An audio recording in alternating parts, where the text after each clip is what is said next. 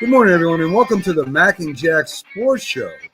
As we start your day off here at Northeast Streaming Sports, Thursday through Sunday, 8 to 10 a.m. I'm your host, Mac, with your co-host, Hall of Fame legendary boxing writer, Jack Hirsch, bringing you your sports breakfast live here on YouTube, Facebook, and Twitch. Today's guest, we have Byron Williams, NFL analyst, former wide receiver in the NFL. We have Keith Engel from TGI Sports Talk to talk a little bit about the Patriots and the Knicks and college football. And then we got the Philly sports guy himself, Jamie Pags, in to give us our Philly sports. So, Jack, day after Thanksgiving, always have too much food left over. Our refrigerator is full. Our freezer has some food in it. I know a lot of people out there are having the same situation. A lot of people having a 4-day weekend, unlike me, who is one of the lucky ones that goes into work tonight. But great Thanksgiving. How was your Thanksgiving? It was good, Mac. A lot of food's normally left over, so Thanksgiving usually is a carryover. Okay? I mean, I wonder how many people finish all their food exactly and have none left over. So there's always a lot left over. I think there's a lot of fear running short on food in Thanksgiving. I haven't heard. I mean, some people are unfortunate, and don't really have the Thanksgiving that they should have. So our hearts go out to them. But listen, with hunger around the world, we should be very grateful. The access we have to, any type of food. So we're grateful, thankful for that. That's the idea. Yeah, and there are a lot of organizations and people that collect turkeys and do all this. Yeah. So I got a friend, Jack, works. I'll give a shout out to him. It's Craig Wright, and he works at a restaurant in Rockville, Connecticut, and he ends up putting on a whole spread for the whole town. Yeah. And he gets all the business together, and they go there and they get a free meal. So there's a lot of giving by other people and companies for Thanksgiving to make sure that people that don't have a lot of food to eat or some food to eat get some anyway. So it is a real great holiday. I love it. I love it more than any other holiday now. Christmas as a kid, it used to be my favorite, of course. But a lot of Christmas, Eastern has kind of lost its meaning along the way. It's kind of got commercialized. But Thanksgiving it's pretty much the same. I mean, a couple of things changed, Jack, but it's the basic idea and premise of Thanksgiving really hasn't changed. So I like that a lot. It's kind of a day of celebration. That's the way it's looked at, because we have other holidays that could be named after people, groups, and society doesn't always take that in the way they should. They look at it as well a national holiday. They might not have to go to work. Students might not have to go to school. So they're happy because they have that day off, but they don't really look at why they have that day off. Okay. Right. I mean, and they don't really celebrate the person or the group sometimes the way that they should. But something about Thanksgiving, it's kind of festive. It's associated with eating a lot of the time. Right, I mean, for the most part.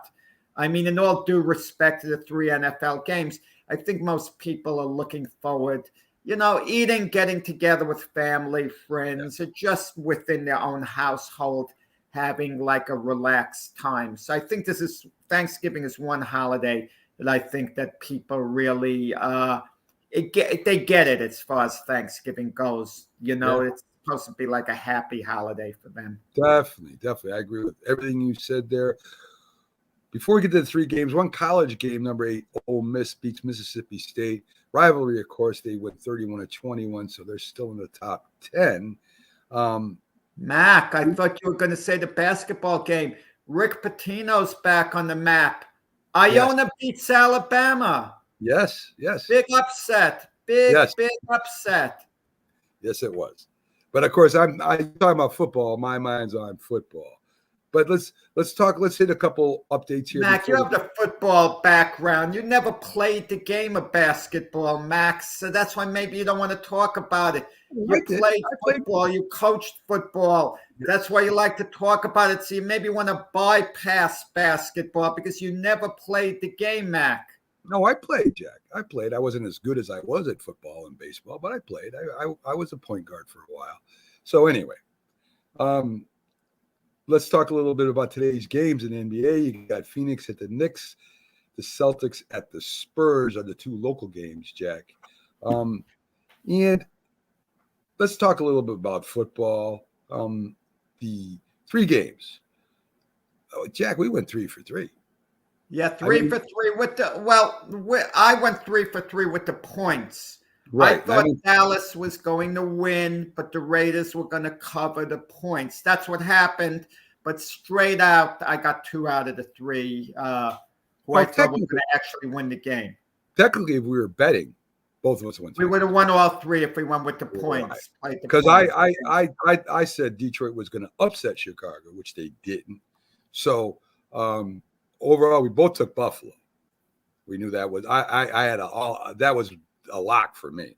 I wasn't right. Sure. I thought Buffalo would win by a couple of touchdowns, and they did better than that.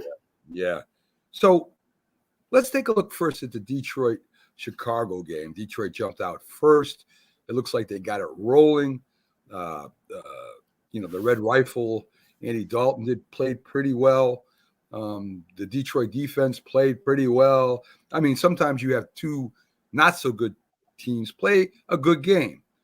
And although their offenses have a lot to be desired, it still was a good, close game, kind of exciting. It went down to the end when Chicago winning on a field goal as Detroit was ahead. And, we talked about this before about Detroit being on Thanksgiving. And, we both say, well, maybe it's time for Detroit to kind of step back from that position, put, one of the older teams that have been in the NFL forever, like the Chicago, like Green Bay and Chicago, and Detroit have been there forever. The Giants have been there for a long time. I mean, there's a lot of old teams. Cleveland Browns, I mean, they were in the old AFCC. So, I mean, there's a lot of old teams out there that could replace the Detroit Lions. But me and you talked a little bit before the show, and maybe just leave it alone, right? I mean, it's the early game. It's on at, 1 o'clock Eastern or 12:30 Eastern. That means it's like on at 8:30 in the morning or something ridiculous in the West Coast. So, not a lot of people are watching it. Only the true football fans that want to see football are watching that. And maybe you just leave it alone, Jack. I would leave it alone the first game. I have a confession. I watched the last 2 games, the Cowboy-Raider game, the Bill-Saint game. I didn't watch any of the Lion-Bear game because I was busy with Thanksgiving festivities. And can you imagine holding up to Thanksgiving festivities because I got to watch the Lions and the Bears? I mean, that wasn't going to happen. I mean, I went to my app and I checked in on the game periodically, and it was a close, low-scoring game the way I thought it was going to be. And the Bears, win at the very end on the field goal. And, man, how many times can the Lions have their heart broken? I mean, it's happened this year. I mean, Dan Campbell, the Lion head coach, a few games ago at the post-game press conference after one of the losses was actually crying in frustration. And that was a few games ago. It's been continuing. I mean, the frustration has to mount so much. But like you were saying before the show, you got to give Dan Campbell and the Lions a lot of credit. Dan Campbell, especially the head coach. You look at him and say, they haven't won a game. They played 1 tie with the Steelers the whole year. But he hasn't lost the locker room, judging by how hard they play. Week in and week out, they're bringing it. They're just falling a little short. And that's the type of team, who knows, they might turn a corner next year, start winning these close games, and they could win 8-9 games next year for all we know. They might turn a corner all of a sudden. And Chicago Bears, too, with Matt Nagy. All the drama that he was supposed to be fired after the Thanksgiving game. I mean, he said that win meant the world to him. Normally, that's just talk with a coach. But with everything they've gone through, he badly needed a win. And, who knows what's going to happen with Matt Nagy at the end of the year. Maybe he survives. I tend to think not, unless the Bears go on a run and they make the playoffs. I mean, which is still a possibility. Yeah. But, I mean, Matt Nagy is of all the coaches in the NFL, Mac, can you think, let me ask you, any other head coach that's on a hotter seat than Matt Nagy, the Chicago Bear coach, off the top of my head? I mean, if we go down the rosters, the teams, I'm sure we could find a couple, but no other coach. Joe Judge isn't under nearly as the hot seat Matt Nagy is. Robert Saleh's first-year coach. He's going to be back next year. Urban Meyer, all the nonsense he seems to be behind him. He'll be back next year. Brian Flores, surprisingly, if Miami does a little talk, he might be a little bit on the hot seat the way they've regressed. But, but no one like Matt Nagy's on that type of hot seat. And, they talk about Mike Zimmer with the Vikings, but the Vikings have been in so many tight games. If the season ended today, Mac, Vikings would actually be in as a wild card. Yeah. The added teams, it's hard to believe the amount of teams that would be in as a wild card, and the teams that we assume are out of it and their season's over, they might just be a game out of a wild card position with the added teams. It's an intriguing season for sure in the NFL. It really is. It really is. And let's talk about Nagy. And the GM there have had problems. It's been widely reported, all the way back to Trubisky, whether he should play or he shouldn't play. And, picking up Foles, a $10 million contract for 1 year or 2 years or whatever it was. But it's a very expensive contract they picked him up. That was a GM move. And Foles, of course, if you watch his history there, he's a good backup, come in, fill in quarterback, take him somewhere. But as a starter, he has a bad record. So that was, I think, that move by the GM would say, hey, here's your quarterback. And Nagy stuck with Trubisky, who I don't think is a bad quarterback. I don't think he was in the right position. So they've been jostling over there at Chicago for a long time since the GM and Nagy have been there. I think one of them's got to go at the end of the year, Jack. If it's not Nagy, it's the GM.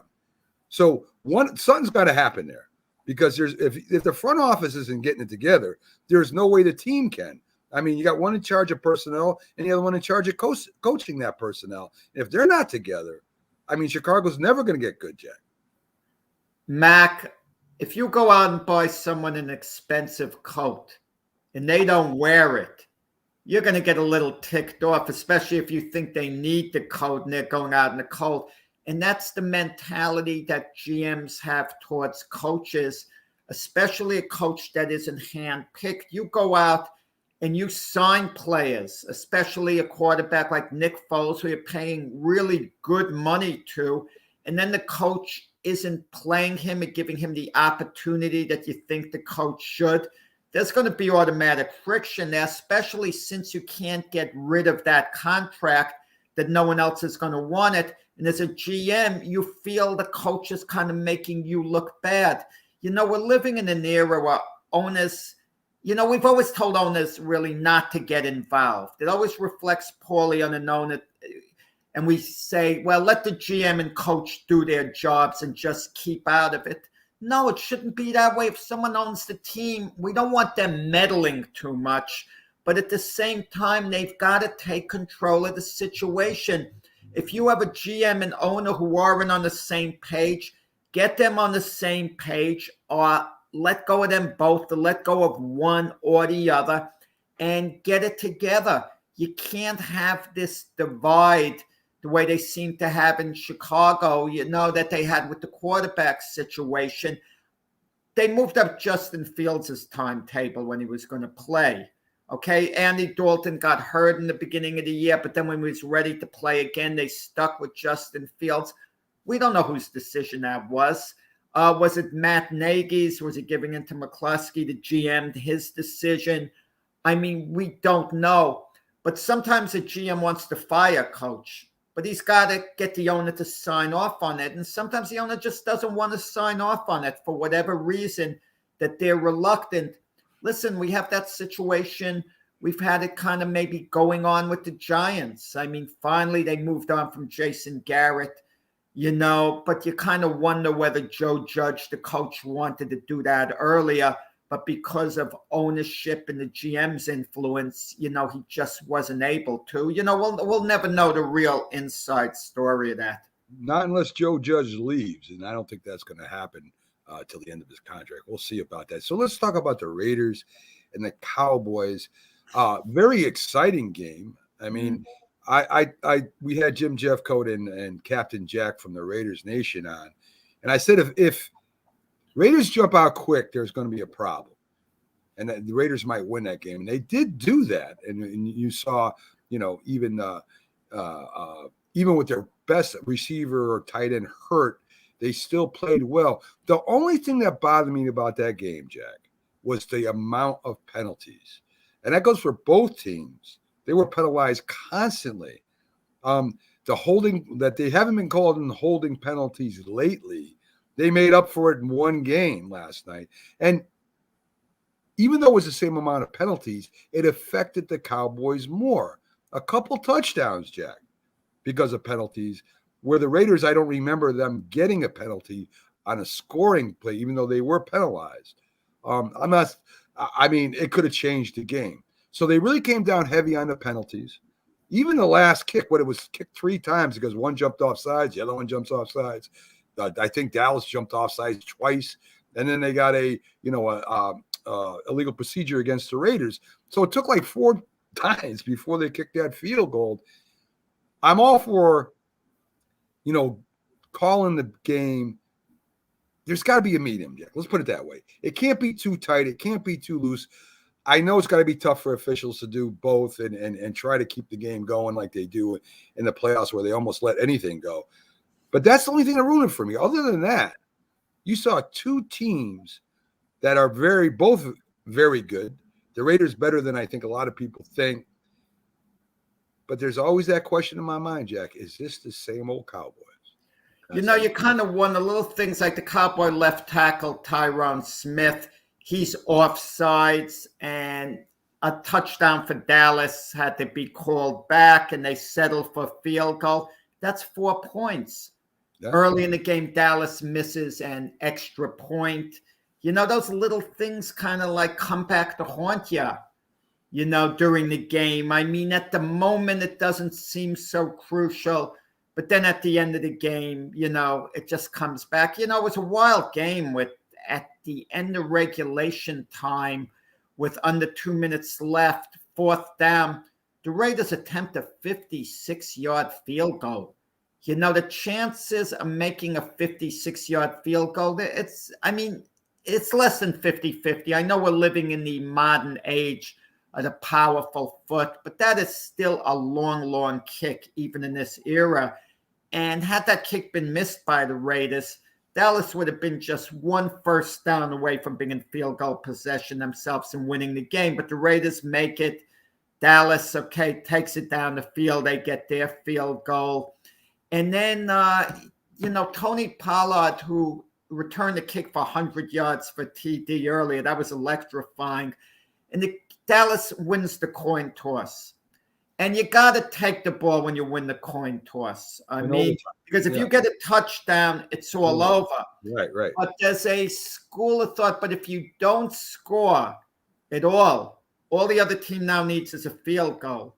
And Dallas, was penalized, a bad kickoff return, and they had the ball very deep in their own territory, and they couldn't get, first down, and they had to punt at that point.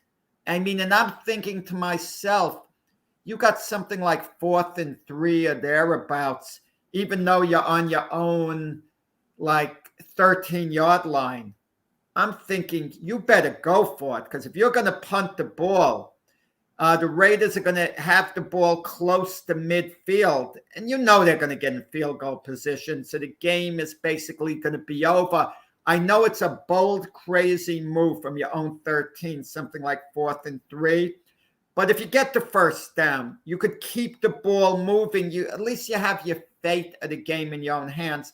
But as it turned out, Jack was wrong, because it was a terrific punt with a penalty put on top of it that moved the Raiders back.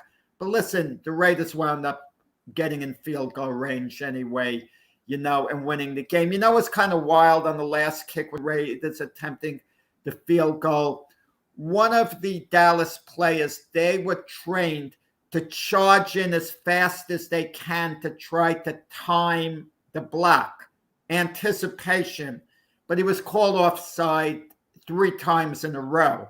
Okay, before the Raiders then finally were able to legally get the kickoff and make it. So, but one of the times he charged in, the field goal attempt did hit the goal post, but I think that's a result because the kicker rushed the kick because he was offside. So I don't think that would have happened otherwise. But listen, and playing the ball too, the rules in the NFL, like the amount of flags that were called on one of the Dallas's QBs, his name escapes me at this moment. You gotta be looking at the ball. I mean, you have to know that by now. If your back is completely to the ball, they're gonna call the penalty every time. You gotta just turn your head back. Yeah. You know, I mean, if you're not looking at the ball, Mac, they're gonna call it. So I don't understand what you have to lose by turning around. Yeah, well, I mean, if you stick your hands up while you're running towards them and don't hit them, you won't get flagged. But I mean, if you're trying to time a hit, that's it's easier said than done, right? I mean, the guy beat him. He turns his head around to look at the ball. He loses the receiver. Maybe the receiver makes the catch and goes for a touchdown. I mean, something like that, Jack, is really hard to control when you're running top speed, trying to catch somebody that's beat you.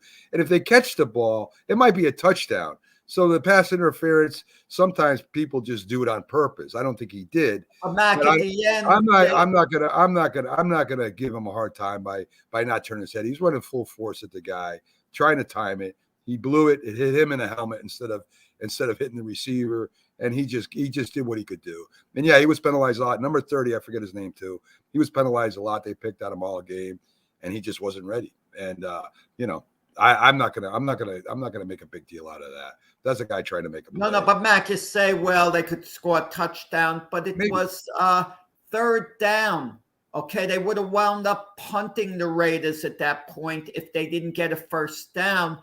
And what do you have to lose if you're putting yourself under that type of risk for a penalty? That means they're going to be in field goal range, and the game is probably over anyway. Understood, but all I'm saying is that guy in the heat of the moment is trying to catch that guy. And, and if you're running full speed at somebody and you're about to, I don't know how you turn your head back to look for the ball when you're ready to hit him. I think sometimes you commit and that's it. But yeah, number 30 wasn't ready to play. I saw that. So we got Byron Williams, our NFL analyst, backstage right now. I guarantee you he's a little beat from the Thanksgiving activities there. I know he was in how you say Arkansas County or it's Arkansas. I don't know how to say that, Jack. Don't even ask if I do. Let's bring Byron on. Get his thoughts on the NFL, the few games and the games coming up. Byron Williams, our NFL analyst, former New York Giants star receiver, played for about 4 teams in the NFL, played in the Canadian Football League and the World Football League. The man's been played football for years. So let's get his little insight here this morning on the Mac and Jack Sports Show. How you doing, Byron? Hi, Byron. Hey, good morning. Good morning. How you feeling this morning, Byron? You kind of tired, man, huh? Well, I stayed up all night watching football. Texarkana. I'm in Texarkana. Texarkana.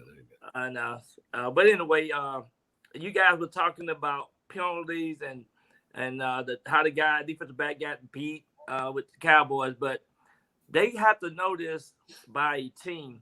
This is the number one referee and they call most penalties for a defensive back. This referee crew that was at the game with the Cowboys yesterday, they are the number one pass interference crew in the NFL. So you go into the game and you talk to your defensive backs about preparation, making adjustments. Just turn your head back. If a defensive back just turns his head back, those penalties won't be called. Thank you, Byron. Mac was telling me, Mac was giving him a pass by saying, well, in the heat of the moment. I think you know better than I would, and Mac would know better than I would too, but you got to be conditioned, as a defensive back to know they're going to call it. You can't just, have your back completely turned to the guy and your hands up in the air and make the slightest contact and expect it not to be called. And especially at the end of the game, it was 3rd down. The Raiders would have had to punt otherwise. I mean, you know, if they're going to get a first down, that's going to be it in field goal range. I just can't believe, you know, your back could be completely turned and you could think you could get away with it. Absolutely. Byron, and I just think better preparation is core. Byron, you play safety, so did I. And you get beat every once in a while. And you see your beat, you're kind of looking at the court, he's going to your guy. You turn on the jets, and you got to make a play. And sometimes turning your head is almost physically impossible when you're running downfield at that speed. I'm giving the guy a pass because he wasn't ready. He got a lot of penalties called. I think he had 5 penalties called on him. And the officials are calling penalties all over the field. They made up for all their non-holding penalty calls in one game yesterday. That's the only thing I don't like about the game. Other than that, the game was very exciting. I did love the game. But them penalties it hurt the Cowboys more than it did the Raiders. It called back a couple touchdowns. I think that when the refs start calling a hold every other penalty, every other play, and then you're going too far. That's all I got to say. Well, one of the things that I heard, back in the old days, they say tape a tennis ball in your hand, and that way you can't grab. So maybe they need to do some drills like that. They definitely need to go back and study the film, especially defensive backs. That's just crazy. It hurt the game. It hurt the floor of the game, and the possibility of you getting set up for the playoff run. And right now everything is critical. But when you got a crew this crew called more pass interference than any NFL referee crew it is. And you got to know that going into these games. Byron, I think subconsciously cornerbacks, offensive linemen, they want to save face. Okay, a defensive back, for example, he doesn't want the receiver catching the ball no matter what. So that's why I think sometimes penalties are committed, just like an offensive lineman is going to hold because he doesn't want the quarterback to get sacked. It's a way kind of like you don't want to be beat clearly in front of everybody. So you just kind of save face a little bit by having a penalty called on you as opposed to, it just playing out. What do you think? Yeah, I believe you're absolutely right. You're absolutely right, Jack. I think, but when you're a professional a professional defensive back, a professional player, you got to know some little things. I mean, the little things will separate the game. I mean, you got to be able to be on top of your game as a defensive back or wide receiver. It's easy to see those drop balls, but it's also when you holding and you're holding up the guys' jersey and things like that. They're trying to eliminate some of that. And the game, the game just don't call for penalties. The penalty part is the discipline part, and I think that's what's critical. Especially you playing a prime time game, and everybody know that they trying to position themselves for that playoff run, but those things can hurt you. I mean, now you're giving Philadelphia Eagles some momentum.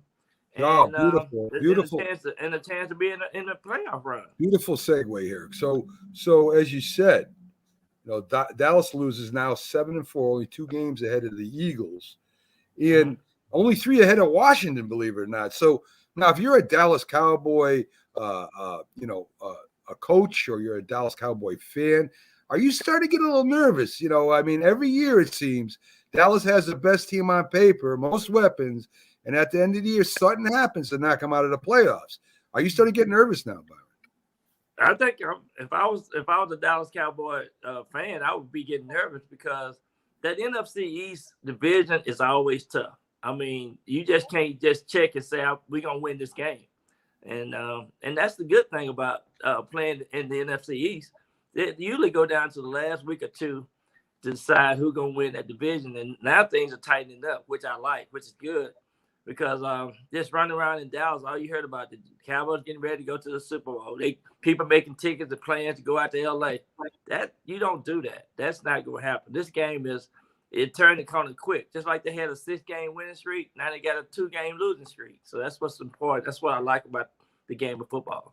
Well, if you look at their schedule, Byron, the only winning team they play the rest of the way is the Cardinals. The rest of the teams they're playing all have losing records. And I think 4 out of the next 6 are NFC East teams. So The schedule for Dallas is favorable as heck. I mean, all they got to do is win them. Win the games they're supposed to win, that on paper they're supposed to win. They probably got the easiest schedule of all the NFC East teams. Maybe one of the easiest schedules of any team going to playoffs. The only team they said they play is the Cardinals. So if Dallas takes care of business like they're supposed to, they're in no problem. But the problem is every year something happens at the end of the Cowboys. So we'll see what and look at their offensive line. Look at some of the key factors of the game. I mean, they're making these stupid mistakes and making whenever you make a big play, you have to call those plays back because your offensive lineman did something crazy. Just little things like that would hurt you and stop the momentum of the game. And that's what happened yesterday with the Cowboys. Definitely. So I'm looking over and I see the 49ers and I make it no secret, and Jim did too. I picked them to go to Super Bowl this year. Of course, it didn't look too good for, about 4 games ago. But it looks like they're starting to get this stuff together a little bit. The defense is playing better. The running game's coming around. Jimmy G's starting to be like Jimmy G again. And if you look at the push they have here, you have the Rams, who for some reason or another have lost their mojo. They've lost 2 in a row. It ain't the end of the season, but they lost their mojo a little bit. Do you see San Francisco making a push and getting in the playoffs? Not maybe taking away from the Cardinals, but getting in there as a playoff team. One of the things I look at also, Matt, is the coaches. I think they got a great coach. I think the coaches are preparing them. The coach, he's been in the Super Bowl runs and he really turned the momentum of the 49ers around. If you go back and look at it, the 49ers always play well at the second half of the season, and they know how to win games. And right now, it seems like the chemistry of that team is looking really good in that AFC West. So I'm thinking NFC West. So I'm thinking that the 49ers will be there, and they got. You can see the tide turning for us, the way they play and their approach to the games. But I think the 49ers will be a team that might be, make a playoff run for sure. Yeah. And it's the same thing with Minnesota. They beat Green Bay. Green Bay, with Rodgers with his turf toe, they still got to play the Rams. They still got to play the Ravens. They still got to play the Browns. And they got Minnesota again. That's not an easy schedule, Byron. It's not an easy schedule. The only thing that can be in Green Bay favor I know one of their top linemen got hurt this week as well, but home team advantage, home field advantage. Whenever they play at home, they usually, it's hard to beat Green Bay. That's the only thing that they have, I think, to their advantage at this point. But when they go on the road and play, they have the chances of getting beat. And right now, a lot of people are getting even for injuries and the scheduling and things like that. So it's gonna be a key factor. It's good to see what's gonna happen. And Minnesota Vikings is really playing well. Yeah. But it's intriguing. The Rams are playing at Green Bay, and the Rams have lost their last 2 games. Yet the Rams are favored by 1 point at this moment playing at Green Bay. I mean, who would be favored playing at Green Bay normally? So that's kind of interesting. It is interesting, and it's kind of like the Raiders. They had lost a couple of games too, and they went on the road and won over the weekend. So it might be one of those games where it might be a last series or last play that make the outcome of the game. So that's going to be interesting too. Yeah, I wouldn't think the Rams would be favored, but I guess with some of their roster moves, maybe they're getting healthy too. So maybe the Rams can be there. I don't know if there's such thing as studying body language of a team because there's so many individual parts. But something about the Raiders, I love their body language yesterday. It's like with all the turmoil they've been through, they finally decided they were going to get it together and be a team again.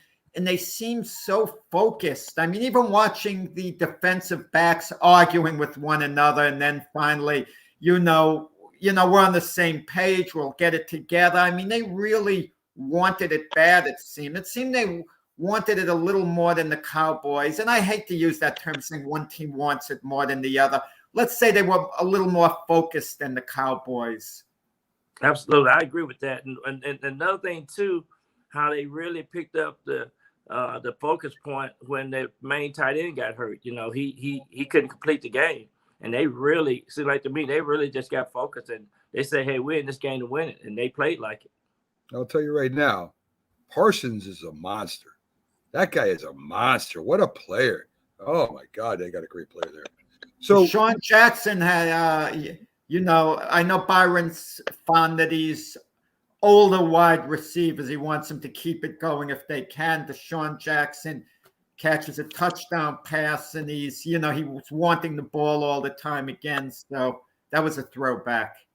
Well, he's been a different maker. I mean, he brought some momentum and some experience to the team. You can tell. I just hope he don't continue to act real selfish. It's a team game. He needs to just bring his experience and make sure that the younger players get to know that you approach these games professionally, and then the most important thing is finish the season well, and maybe that's what's happening. So let's push on to the Bucs. Of course, the Bucs are the other first place team that we haven't talked about yet. They have the Colts next, the Bills next, Carolina 2 games. The Cards are the Panthers are only 2 games behind the Bucs. Now, I don't know if Carolina can, continue to play really well or not. I don't know. I know they got a great defense, that's for sure. But the Bucs have their work cut off for them. If we're talking about, getting the first seed in the NFC, the Cardinals look like they're going to get it. But, I mean, that's a tough schedule, too, the Bucs have left over. Absolutely. And that's why it was critical that they played well this past weekend, the Bucs. But you're absolutely right. I think the schedule that they have, they're going to get tested. And we're finna see. And I think that's where the preparation, the coaches come in, the game plans come in, just to see how you can, make the right things happen on the football field. But this is a critical moment, going into the before the playoff run. So you absolutely right. I think and the Carolina Panthers seem like they have some momentum too. Even though they lost to Washington this past weekend, but I just think now these games can be it could be one game away or one play away from not making the playoffs. That's the truth. There's a lot of teams still alive for them wild cards. A bunch of them, both leagues, both conferences, Byron. So right. We haven't got your comment on here about the Giants, of course, releasing Jason Garrett. The Giants have only averaged, I think it was 18 something points per game. It looks like that Jones played better his rookie year when Garrett wasn't there. And I'm not saying it's Garrett's fault. I'm just saying, someone has to take responsibility. You could say it's a lot more than Garrett. We all know that. There's a lot of things going on there that the Giants have got to work their way through. I mean, I don't think Freddie Kitchens is going to be much better than Garrett if he is. I mean, what are we talking here? We're talking about a guy who head coach Cleveland and was supposed to be a quarterback whisperer or whatever they call him today. So what do you think's next, Byron? I'm waiting. If the Giants continue to play poorly, I mean, and there's plenty of blame to go around. You can start at the top and work all the way down to position coaches. Do you see any other things happening? Say the Giants go 500 and they finish 6-11. Same thing as last year, which I think is not good enough. Do other moves be made? Will other moves be made by Giant ownership? I think you got to make some moves. This is pathetic. Just looking at it, I mean, they just being predictable. I mean, their offense was predictable. I understand them trying to, change hard, but your receivers go down and they don't throw anything for first downs. I mean, the plays that make it, they're not using the personnel right. I just think there's a lot of things. You talked about Kyle Randolph coming in and making some things happen as a tight end and making some movement. They haven't done that. 18 points a game in the NFL, and your defense is not being, they don't play giant football anymore. They used to smash mouth you and knock you in your mouth and play good defense and special teams. We don't have any of that. We don't have big plays. So the little things like that, they need to clean house. But I think, too, Judge is on his last run as well. I think they're going to start making some decisions. General manager's in trouble. I think they're going to clean house if they finish 6-11 again. Freddie Kitchens, when he was the Cleveland Brown head coach, I mean, he had difficulty with the play calling. He wasn't on the same page with Baker Mayfield at all. And Baker Mayfield was the #1 overall pick in the draft. Baker Mayfield will hardly even say hello to Freddie Kitchens if he sees him today. I mean, that's what I hear. Like when he saw him afterwards, he really was angry with Freddie Kitchens, the way he ran the offense and everything. So why would him coming to the Giants, how's it going to be a difference make? Apparently, he has some type of relationship with Joe Judge from the past. So he's more Joe Judge's guy. But I think there's a lesson to be learned here. When the Giants hired Joe Judge was a complete unknown. So Joe Judge basically had to take the job because it may have been his only opportunity to become a head coach. And the Giant organization basically let him know they would like him to accept Jason Garrett. And Joe Judge really didn't have a choice. So maybe when you get a head coach, I mean, let him bring in his people. I mean, I don't know. But something Byron Mack and myself talked about before, it's like a coach has to follow what a GM wants. Otherwise, there's going to be real turmoil. But in the case of Jason Garrett, apparently Joe Judge was given a guy he was willing to accept more than a guy he wanted to have. Well, before you answer that, Byron, Freddie Kitchens is with the Giants, has been with the Giants, Jack. He's a tight ends coach, offensive assistant coach. So he's there. They didn't just go out and get him. He's been there all year. So it's not like they went and hired Freddie Kitchens yesterday. He's been there with the team. Go ahead, Byron. Yeah, he left Cleveland and joined the Giants. But and I think that's a good point, though, Jack. I think too, Jason Garrett is one of the coaches that they really wanted because of the history and the relationship that they have with the organization as well. And sometimes that don't work. Like you said, I believe if you're gonna hire a coach, let him hire his own staff. Let him bring the people in that he think he can work with, and create that chemistry which is needed in the football locker room, as well as some of the things that you want to do. And right now, it seems like some of the Giants, some of the players are just going through the motion. So I just think too, there's no, like we also said, who are the leaders? And we got to figure out who the leaders. I mean, Daniel Jones, a third-year player. I mean, it's still a lot of things, question marks on how the Giants approach the game and preparation. But the Giants haven't been playing any bad football. I think the injury bug's been one of the key factors, and I think they was almost there to be at least a 9-win team, But I don't know what you've been watching, Byron. You're being overly optimistic. The Giants have not played well this year. It's not like they've been in the mix in each game. I mean, come on, Byron. They have underachieved this year. They started out losing some games that they could have easily won. That's what I'm saying. The offside penalty against Washington, they should have won that game. Okay, that was a game they threw away, obviously, but they played pretty poorly on balance. Matt, you better bail me out on this one. I think they played just as good as the Philadelphia Eagles. I mean, the Eagles will start off bad. All I know, I don't care how you lost. I don't care if you gave it away, if you got your butt whipped. It doesn't matter. A loss is a loss. The thing that bothered me, Byron, two things. One, when I watched the game last week, Daniel Jones missed some open guys over the middle he didn't even look to.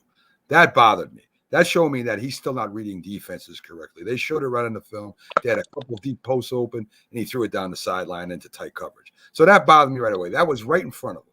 So somebody, either he can't do it or somebody's not developing right. And the second thing that's bothered me is that they have no identity. And a team with no identity is not going to win. I mean, if you look at the Patriots now, they're going to run, they're going to smack you in the mouth, and then they're going to play action pass. This isn't an identity. The Kansas City Chiefs are going to throw all over you, and then they're going to run on you. They're going to stop the run with the pass. They got an identity. All the good teams have an identity. All the bad teams are like a squirrel in the middle of the road running back and forth that's going to get run over. So that's the two things that I noticed about the Giants in the last game and over the last few games. One, either Daniel Jones is not a good quarterback. He's an average quarterback that can be okay. And two, they have no identity. So someone's not developing Jones right, or Jones is not going to get it. And for God's sakes, Judge has got to put his foot down. And either they're going to be a physical, tough team, or they're going to be more of a finesse team. Make up your mind and let's get going. Yeah, and another thing too, I think, you look at the personnel, the offensive line, they not really protecting them. I think your movement, I think, the time of your routes. I mean, the receivers run in stop routes. They going down and stopping and trying to, post up. But I just think too, they're not using their personnel right. I agree. And that's the head coach, right? The ultimate lies with the head coach. So, I mean, we can get rid of Garrett and we can get rid of Graham. They have weapons when you think of it. Saquon Barkley, Kadarius Toney, Evan Ingram. These guys are semi-explosive, more than semi-explosive. And they're just not using them like weapons. I kind of get the feeling in the game calling that they're babying Saquon Barkley still a little bit, as if they're scared that he might get injured. But you got to play him. They have to make a decision at the end of the season whether they're going to re-sign him or not, and there's going to be big money involved. Play the darn guy. Let it all hang out. No one wants to see him get injured, but if he gets injured, it's not meant to be. But, they've got to find out also a little bit what they want to do with Saquon Barkley going forward. And the best way to make a decision is evaluate him on the remaining games. I hope that's the case. Absolutely. I think that's a great point. I agree with that. Good morning, Carlos. Hope you had a happy Thanksgiving. Glad to have you on the show with us this morning. So, Byron, let's play Swanee here. So you've got the teams in the NFC where we are now, over halfway through, and we've had a good look. And the NFL is really tough. It's really tough to predict this year. But I want you to give me the NFC Championship game. Who's playing in the NFC Championship this year? NFC Championship. I still have to go with the Bucs just because I think if they can get a little healthier and their defense can come around like they started last year. And I just think the Bucs is going to be pretty good. The Cardinals was what I predicted. You sold out, Byron. You sold out. You picked the Cardinals to win the Super Bowl, and you're bailing out on them, and they have to. I think they have the best record. You're bailing out on them now. Jack doesn't listen. I'm talking about the championship. I said the championship game. The championship game. The Cardinals. Oh. And the Cardinals. I predicted them to go all the way. So the championship game in the NFC Championship game. I'm thinking. Don't worry. Jack doesn't listen to me. He's because they're both in the NFC. He was in Las Vegas last week. Yes. He's still thinking about the fight. AFC Championship. Who do you got, Byron? Well, man, that's gonna be a tough go at it. The Titans, man. I was loving the Titans. But they looked terrible last week against Texas. But I'm still going to think the Titans. But the Colts and the Titans probably going to be one of the two teams. Okay, but you got to give me two teams, Byron. Who's going to play in the championship game? I'm putting you on the spot, man. I ain't letting you off the hook right now. So you got all the – go ahead. Okay, the Chiefs. I'm going with the Chiefs. All right. I think they coming back and they playing well. And I'm going to stick with the Titans. Okay, all right. It's your pick.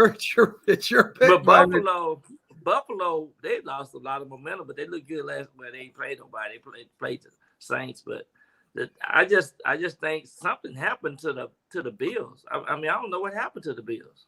Well, the Bills played good last night. Patriots are coming on. I can see that. I can see Baltimore there. There's a lot of teams to choose from. So your pick is good as ours would be. I guarantee you that. So the Bills were given some medicine yesterday. The Saints, an injury-riddled team.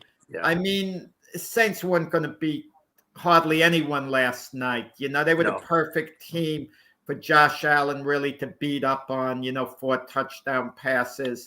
I mean, the Saints, I think their window is basically just about closed. I felt that way in the beginning of the year, but they still might have enough left if they get it together to sneak into the playoffs and then get eliminated in the first game. But the Saints were as bad as the Bills were good yesterday. Oh, that's true. Yeah, that's true. So, Byron, I told Jeff Coat that the Cowboys going to lose against the Raiders. Yes, wow. He got to eat that turkey leg. Jeffco did think it could be a close game, though. He did think it could be a close He won't. game. He won't. He don't listen to me for long. He don't listen. Jeffco hedges his bets. He says a few things, so then if one of them happens, he could take credit for it. I know exactly. So he never loses. He's a very smart. Yeah, he's smart. Yeah. Hey, Byron, thanks for coming in, especially after that big Thanksgiving dinner. Everybody, J&B Talking Shop Wednesday nights at 8 p.m. Eastern Time, 7 Central.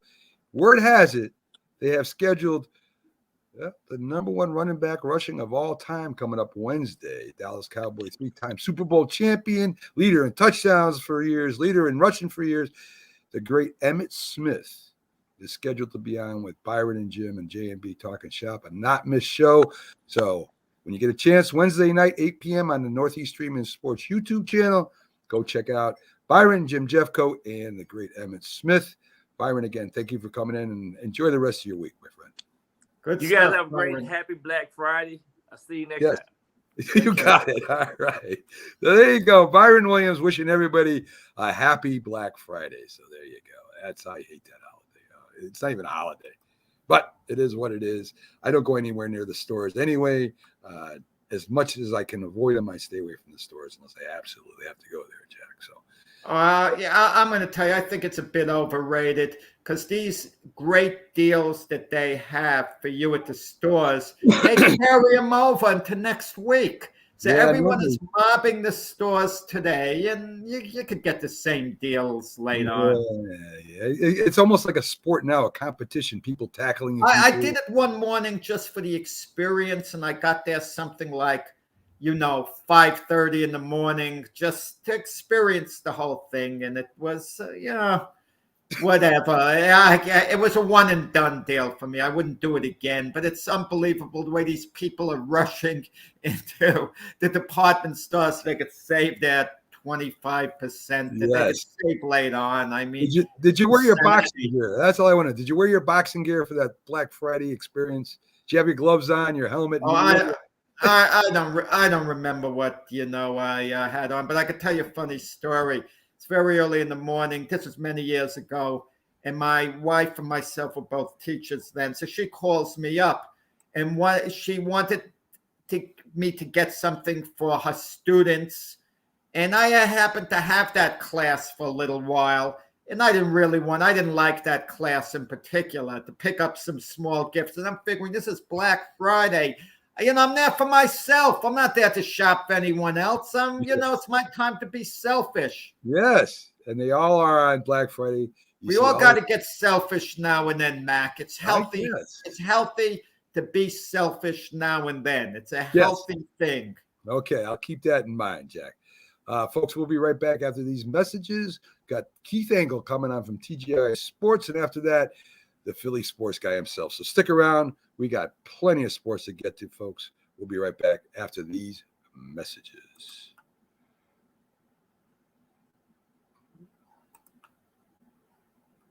Are you going to come on or not?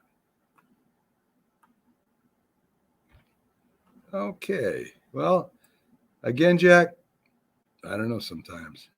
Let's do the right one. Is this the right one? Yes, folks. We will be back after these messages.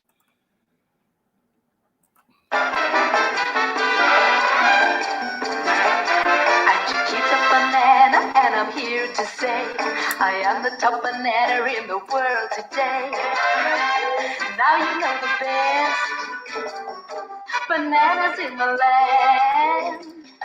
So don't slip up with an inferior brand. When it says Chiquita, it's a very good day to buy bananas. If you served honorably in our nation's armed forces and you're looking for a way to continue serving your fellow veterans in your community, then join AMVETS. Each year, AMVETS members volunteer millions of hours at VA healthcare facilities from coast to coast, helping to improve the lives of their fellow veterans through the VA Voluntary Services Program. AMVETS posts and departments also participate in a wide variety of community service projects, ranging from Americanism in our schools to supporting the Special Olympics and Boy Scouts of America. If you no longer wear the uniform today, you can still serve through the AMVETS by joining today at amvets.org. You worked too hard, you ate too much, the cheesecake made you greedy. Let your aching head and stomach hear this message from old Speedy. Alka-Seltzer, plop, plop, fizz, fizz, oh, what a relief it is. Plop, plop, fizz, fizz, oh, what a relief it is. Those Speedy bubbles relieve your upset stomach and headache fast. For acid indigestion alone, Alka-Seltzer Gold. Oh, what a relief it is. What a relief. What's for dinner? Hey, honey, I'm making stew tonight. Ooh, can Nina come over? I'm not sure about our new friend. I wonder if there's been any drinking going on. Alcohol at her age can lead to so many bad things. I've been meaning to ask you, what would happen if someone offered you a drink? Grandma? This is hard. She's so young, but I know I need to talk to her about it now before someone tries to give her alcohol. If anyone ever does offer you a drink, I want you to say no. I have too much respect for my family, and I don't want to get in trouble. Okay. Really? I promise, Grandma. I love you too. Okay, how about tasting this stew and telling me what you think? Some children may try alcohol as young as 9 years old. It's not too early to talk about drinking. For tips on how to begin the conversation, visit underagedrinking.samhsa.gov. That's underagedrinking.samhsa.gov. This message brought to you by SAMHSA and this station.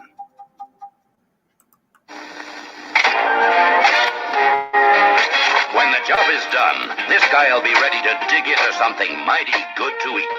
How do you handle a hungry man? The manhandlers. One of the manhandlers is Campbell's vegetable beef. Gets a man-sized supper off to a good hot start. Good. The manhandlers. If you talk and they will hear you every single time. Now we're getting killed. Yeah, well, Kyle's not here. How come? Kicked off the team. Didn't Tim tell you? Kyle and some other kids got caught drinking beer in the park a couple of nights ago. Really? Yeah. Zero tolerance. He's out for the season. Come on, it's the first offense, right? That we know of. But why should that matter? He knew not to drink.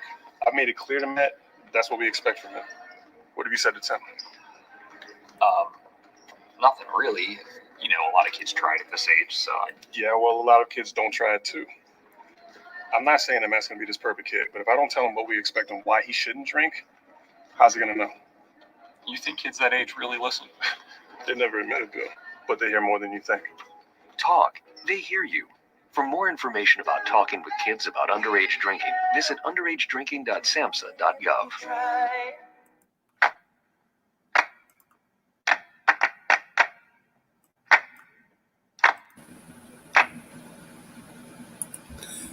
This is a presentation of Northeast Streaming Sports.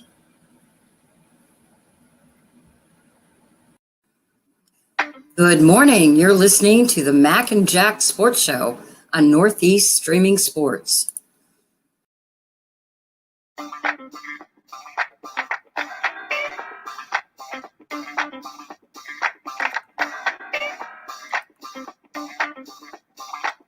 Good morning, everyone, and welcome back to the Mac and Jack Sports Show. I'm your host, Mac, with your co-host, Jack Hirsch. As we're going through some of the NFL games, we talked just to Byron Williams, our NFL analyst, former wide receiver in the NFL. And, Jack, I guess, you know, we had him predict some of the games. I think this year is probably the most difficult that I can remember. You know, the Bucs kind of surprised everybody last year making their run, but you knew they had the talent. But this year, you know, the Bucs have looked bad at times, really bad at times. You know, the Baltimore Ravens have looked really bad at times, and they've looked really good. And Dallas right now is kind of falling off. Green Bay, Minnesota beat them, and Rodgers has that turf toe. What do you think? I mean, is this? Am I imagining it, or is this one of the weirdest years in the NFL? No, I mean, the NFL has been changing over the years. It's so much more competitive. I remember when I was younger, a hobby of mine would be to predict every game Sunday just for the heck of it. I wouldn't play the points. I would just pick teams to win straight out, and there'd be 14 games.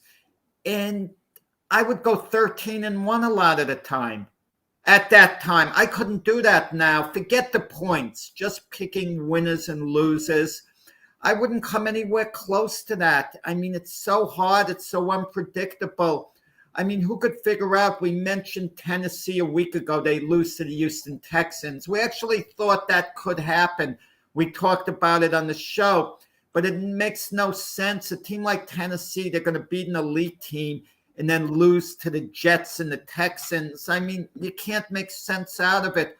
Also, we seem to follow trends, Mac. Take the Indianapolis Colts. We thought they might have a good team in the beginning of the year, but then they lose 4 out of their first 5 games. Yeah. So then it becomes hard to start picking them to win games. So we tend to pick against them, and then they show up and become the type of team we thought that they could be.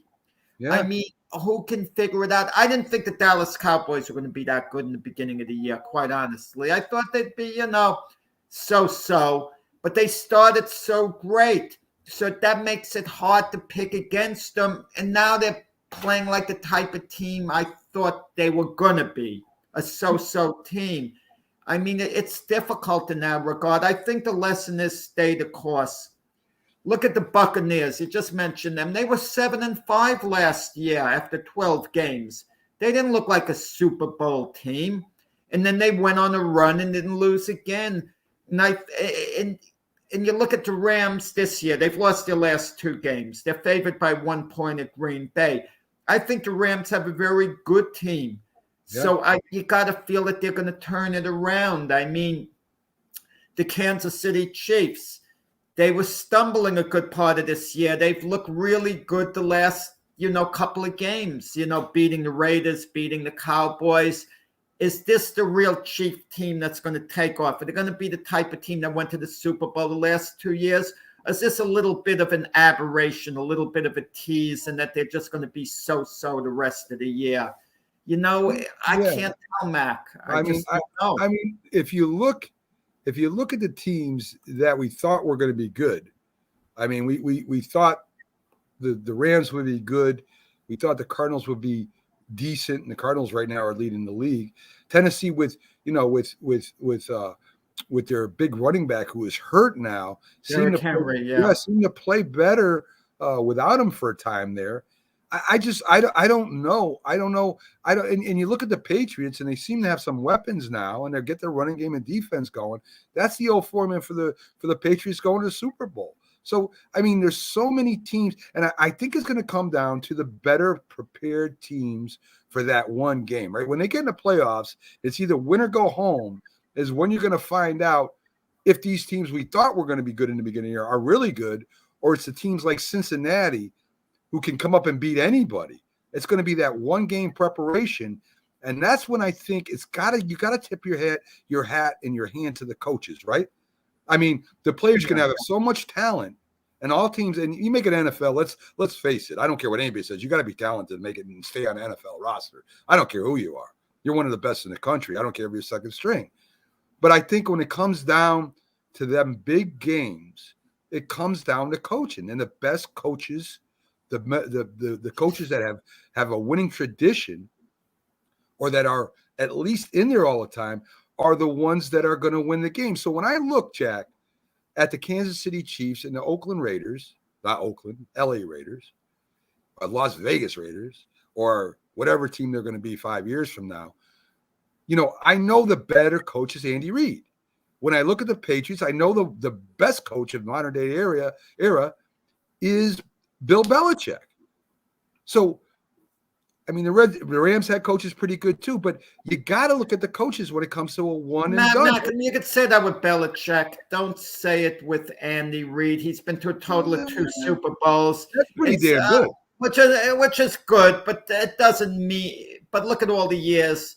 They didn't go to the Super Bowl. That they got eliminated in the playoffs. So I can make a case. I can make a case. Frank Reich, the Indianapolis Colts coach. He came from a winning culture. He went to 4 Super Bowls in a row with Buffalo. As a player. He was like a de facto assistant coach in certain ways. Yeah, as a player, it's different, Jack. It's totally different.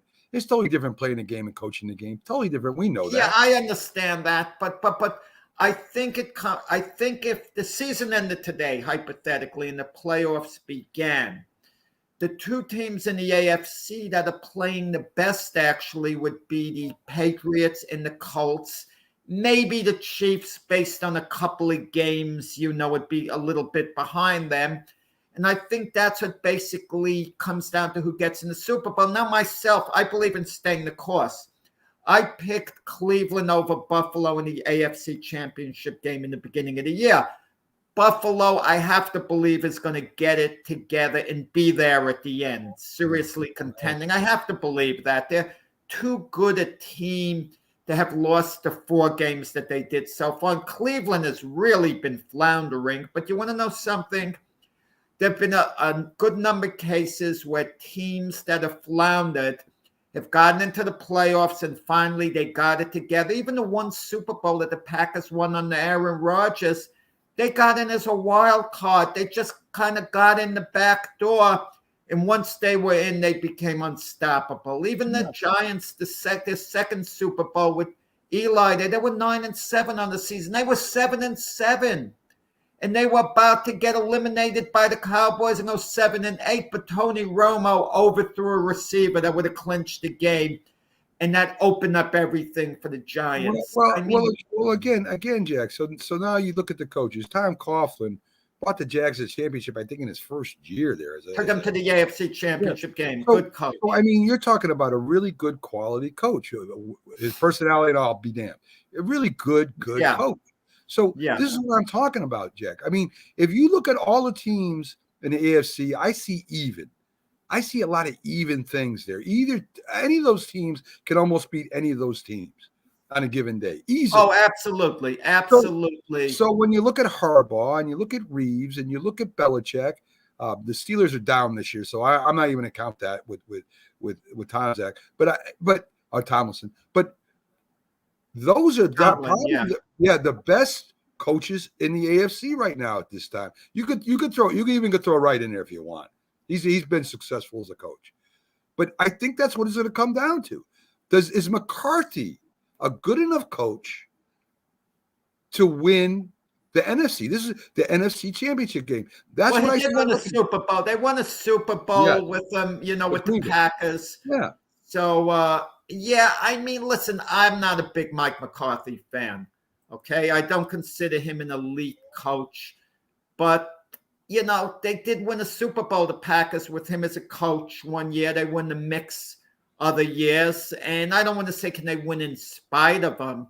A lot has to do also with your whole staff, Mac. If you have great assistant coaches, all you have to do is oversee things. True. I mean, in reality, the head coach might not have to do that much if he has great assistant coaches. That the offensive coordinator can run the offense, the defensive coordinator, the defense, special teams coach can run the special teams, and you just basically oversee and you tie up all the loose ends. You're basically just delegating. And some coaches feel very secure. They're happy to delegate. They have a great relationship with assistant coaches.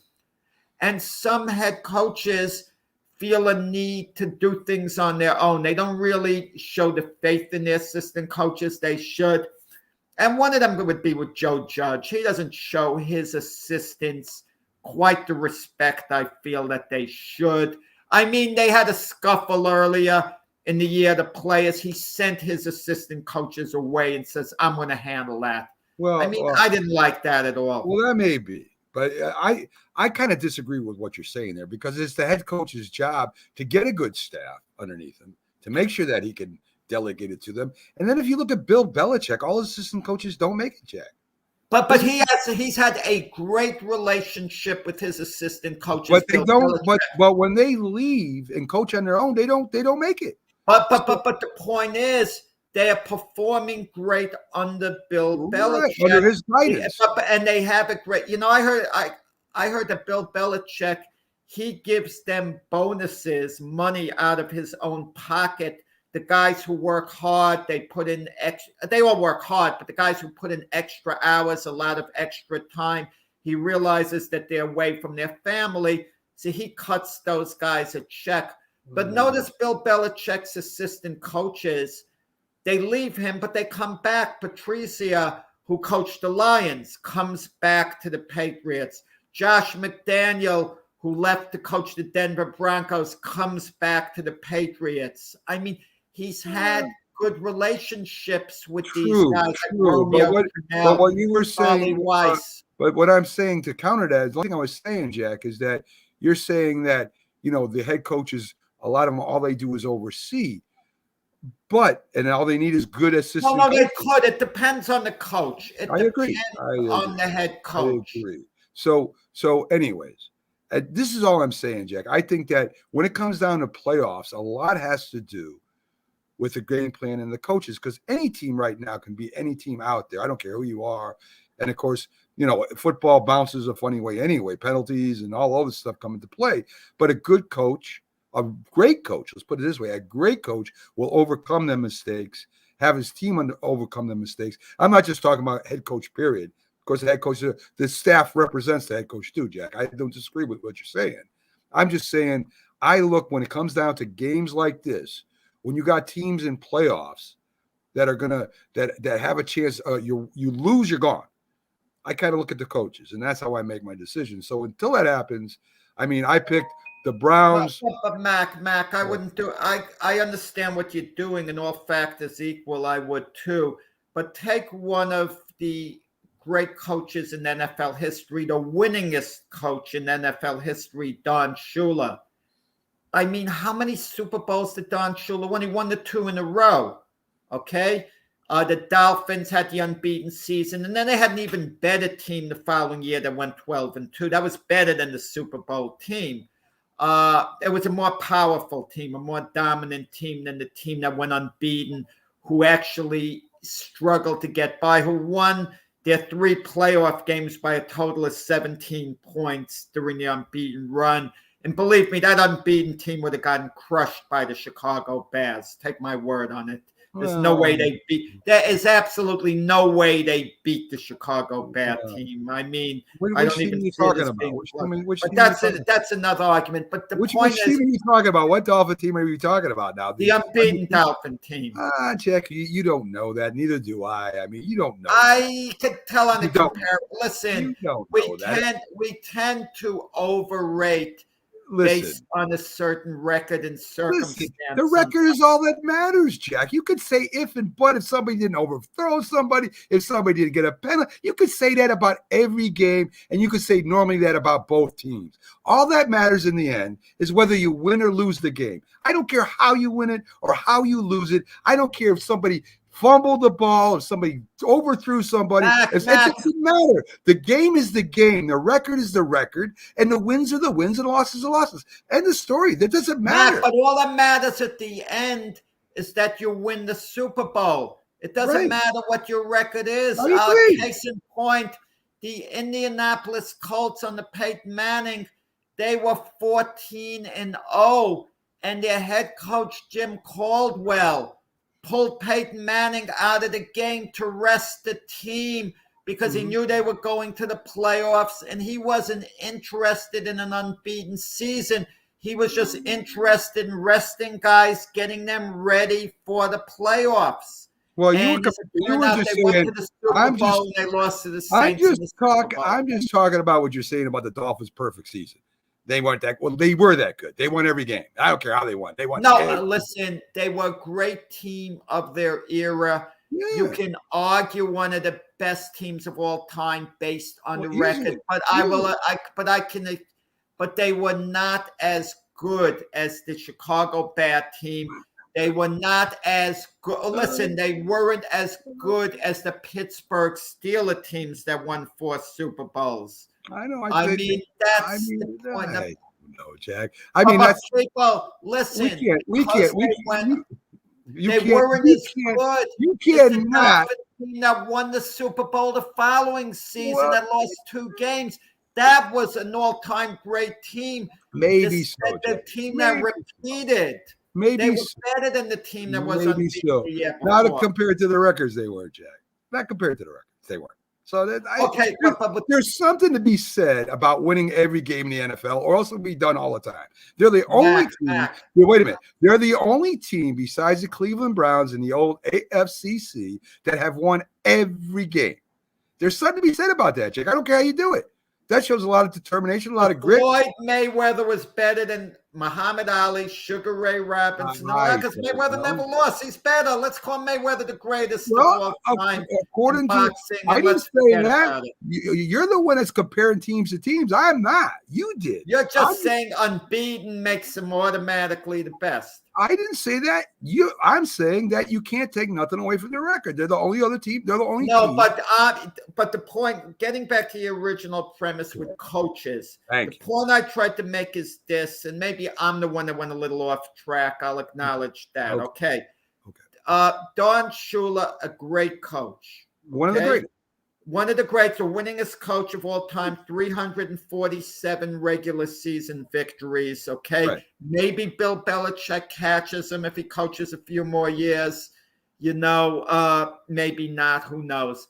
But the point is, Don Shula, after the Dolphins repeated as Super Bowl champions in the early 70s, they didn't win another Super Bowl under him, and he coached something like about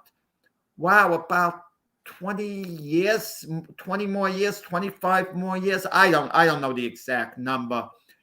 But the point is they kept getting eliminated in the playoffs. Now, was Don Shula a good coach? He was a darn good coach because he always got his team to the playoffs. He always had him in the mix.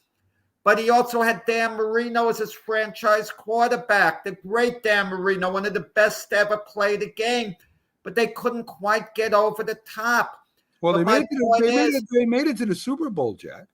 With Dan Marino. They made it to Marino's rookie year. Rookie year to the Super Bowl. And as a Colts head coach, I think he went to the Super Bowl too, if I'm not mistaken. They went to the Super Bowl, lost to Joe Namath in Super Bowl III.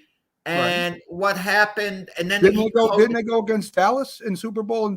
Wait, let me tell you. After Shula's heavily favored Colts lost to the Jets in Super Bowl III, Shula coached the next year the Baltimore Colts. They went 8-5-1 and did not make the playoffs. Well, didn't he take? Well, let me finish. All right, I don't care about his life story. I'm asking you, did he not take the Colts to the Super Bowl and win one? No, you didn't let me finish, Matt. That's what I'm getting on. I'm telling you. Right. Super Bowl III, they lose to the Jets. The next year, he's the head coach of the Baltimore Colts. They go 8-5-1. Right. He leaves the Colts to go to the Miami Dolphins. Right. And guess what? The Colts win the Super Bowl. They never won under Shula the first year he left. They beat the Dallas Cowboys in the Blunder Bowl, 16-13 on Jim O'Brien's field goal. Right. But let me credit Shula for this. He took over the expansion Miami Dolphins, and he turned them around. They were like a 4-10 team. He made them 10-4 the first year. They make the playoffs, get eliminated in the first round. But the idea he got them to the playoffs, what a job. Second year, he takes them to the Super Bowl where they beat his old team, the Colts, in the playoffs, the AFC Championship game. And they lose to Dallas 24-3 in the Super Bowl. But then the next 2 years, they win the Super Bowl, unbeaten season, and then, have a great team the following year. And then he went to a couple of Super Bowls after that, I think like 3 of them or so, and they didn't win one after that. They lost to the Niners, Redskins. So but the point is, great coach, Don Shula. All I'm saying, and the original point was, when I get into the playoffs, Jack, I would go tip my hand to the best coaches that is there. And I would do that because I think once you get to the playoffs, any team, when you're one and done, you're going to see preparation at its highest and the excitement and the emotion at its highest. And normally, I'm not saying always, but normally the best team prepared normally has the best head coach. That's all I'm saying. I could be wrong, but that's all in my opinion. So who knows? There's so many intangibles. You can be as prepared as can be. The weather conditions can throw a player off. A turnover here, there, and a deflection. There's so many intangibles. You got to assume, Mac, even though I know it's not true, but you have to assume every team is very much prepared. Also, it's the mindset as well. I remember under Rex. I think teams are prepared differently, and other teams are prepared better than others, Jack. That's what separates them. That's what I think. That's my opinion. But sometimes the emotions are running higher for one team than another for whatever reason. So then they may not be as prepared. They may not be as to the ground as another coach would keep them to a ground and know how to use that emotion. I think Tom Brady's a very emotional player, but he also played with the New England Patriots, which he played with one of the greatest coaches of all time. So I think that a good coach to a great coach knows how to keep them emotions in check for the most part. I mean, you got to be emotional, but you can't be so emotional you mess up the game. Well, listen, Rex Ryan took the Jets to 2 AFC championship games in a row. And I remember the second of those 2 games were against the Pittsburgh Steelers.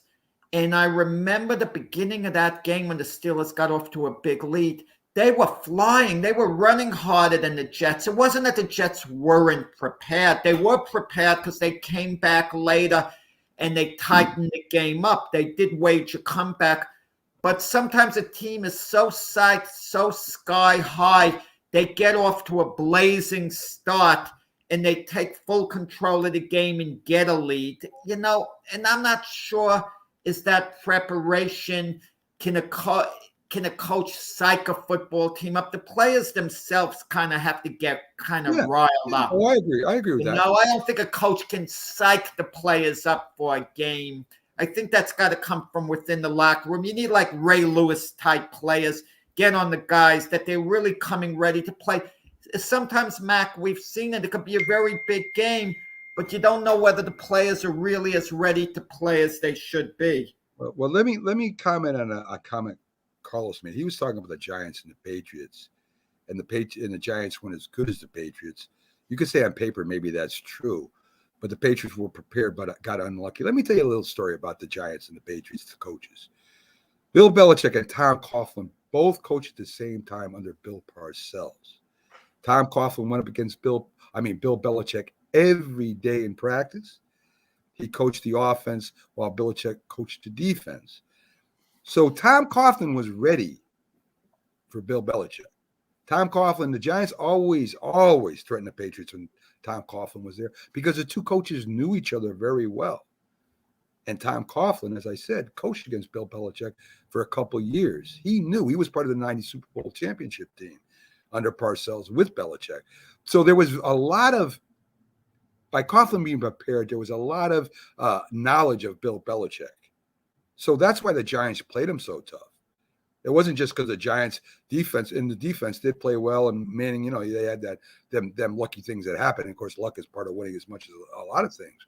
But that's one of the reasons why the Giants played the Patriots so well. It wasn't that the Giants got lucky only. It was because the commonality, the knowledge that Coughlin had of Belichick, as you saw in that last game, they let all the starters go. They were very competitive with each other. They knew a lot about each other, and that's why the Giants played the Patriots so well under Tom Coughlin, and that's the major reason. It looks like Keith ain't going to make it. I know he's at his family's. He said he was going to try and make it. So quickly, Jack, we're going to take a break. We should have the Philly guy coming on. We'll talk a little bit about the Patriots or whatever Sunday when he does his preview. So let's take our last break for the day. On the other side, folks, stick with us because we got the Philly sports guy, and there's nobody out there like him when it comes to covering Philly sports. So let's take our quick time out. We'll be right back after these messages.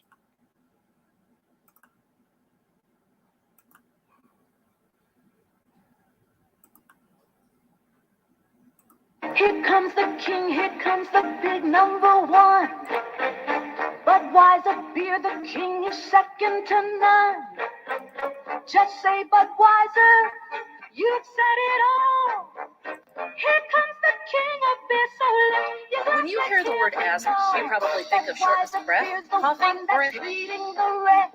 When you say Bud and Beachwood aging makes it beer you say but. What takes don't tell you so loud and clear. There's only one Budweiser beer. When you say but, you said it all.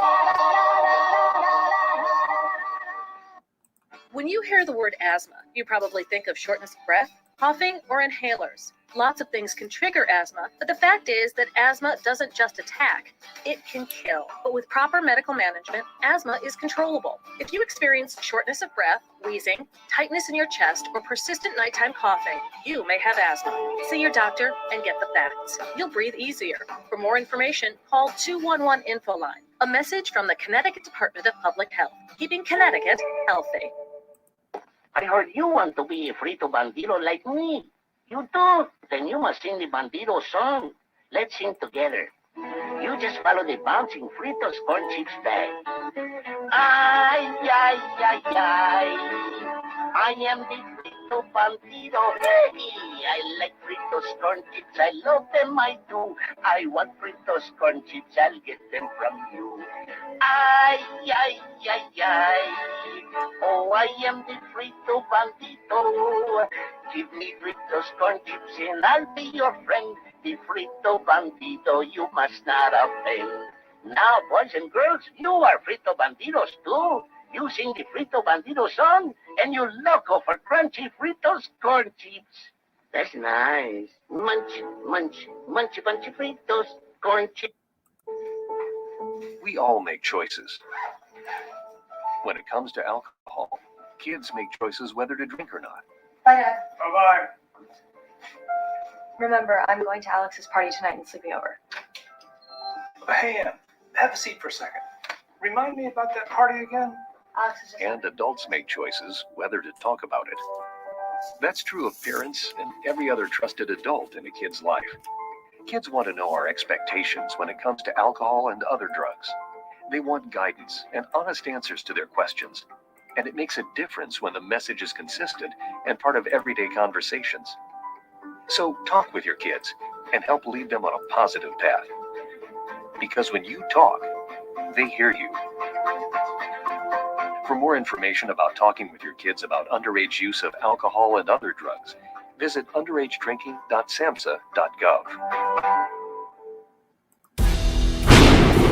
I mean, you can see right now, without LeBron, Lakers are struggling. Let me tell you about a team I hate, all right? I know the Dallas Cowboys fan is here, so I had to make sure he knew how much I hate this team. I'm ready. I've often said that the people who run baseball, they try very hard to ruin it. I'm from Brooklyn. I don't have a problem saying it to his face. Oh, I'm from Brooklyn. Hey, get any...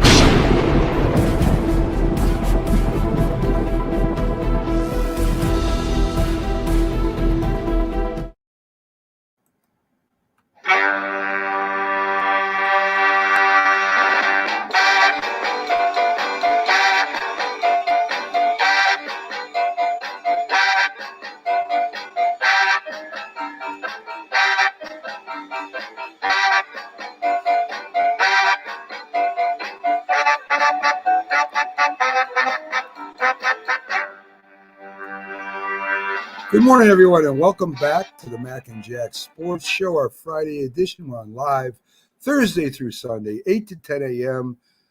Today is basically our weekend in review. We have our debate show tomorrow, so tune in for that. Me, Jack, and Dr. Paul, we debate some of the hottest topics. Sunday, the big NFL show, that big football show with Jim Jeffcoat joins us as a co-host, and we have Robert Butler from Sports Scope. We have Keith Angle giving the Patriots preview, and we have this man, the Philly sports guy himself, Jamie Pags, all over Philly sports. And I know he's got to be a little happy this morning after that Thanksgiving performance by the Cowboys. Let's bring on Pags. How you doing today, Pags? Good morning. Happy Thanksgiving. Happy Thanksgiving to you, too. You got a bunch of leftovers in the refrigerator? No. Oh, leftovers in my house don't stand a chance to begin with, so we don't do many leftovers. Actually, I did a little bit of traveling yesterday for Thanksgiving and didn't even hit all the spots I was supposed to.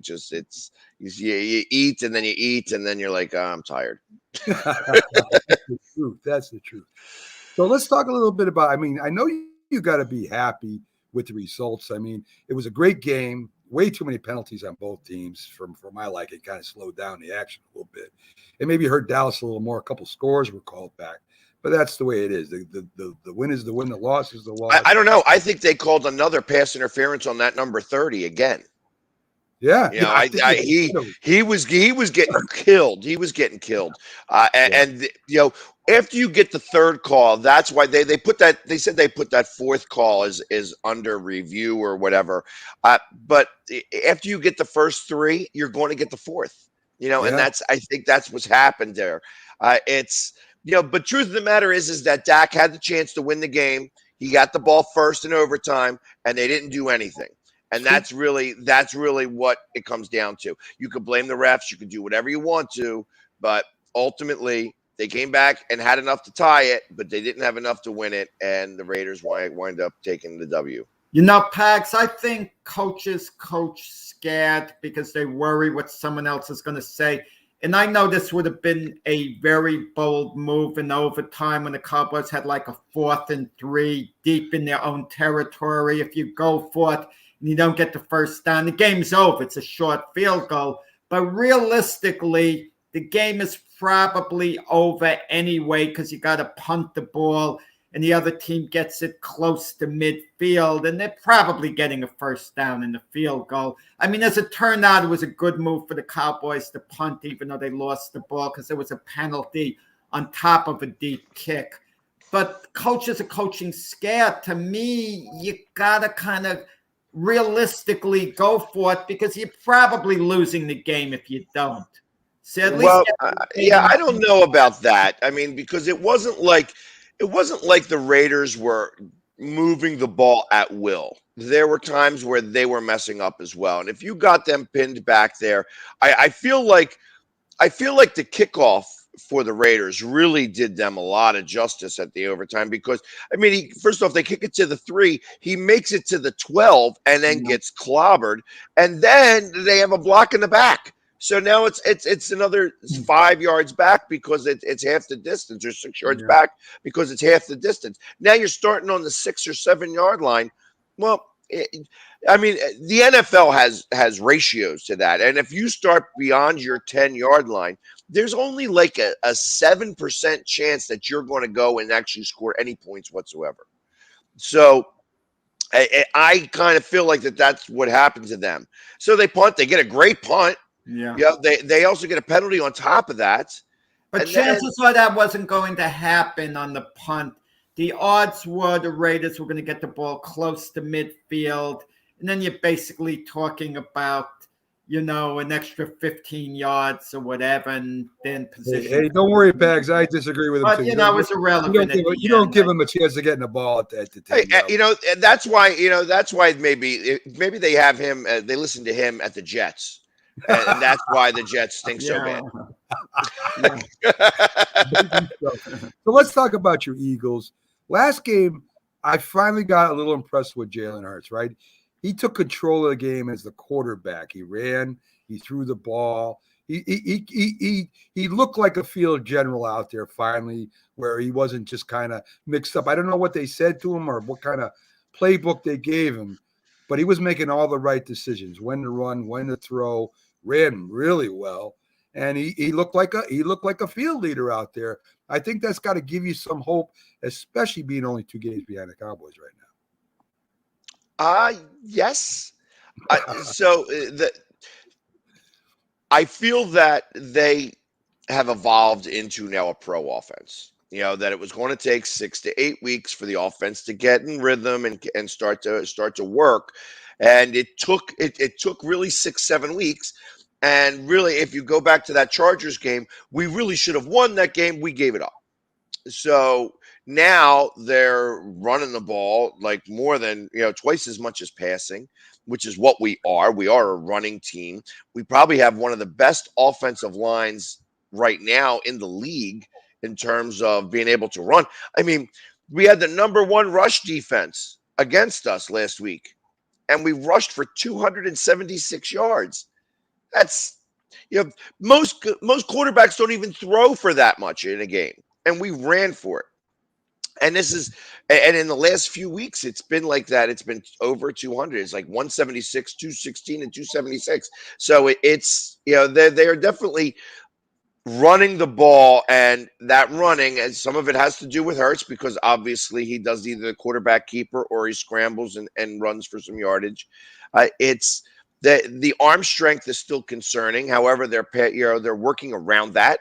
They are able to not have to pass as much at all. And when they do pass, it's all predicated on the run. So you have guys that are wide open.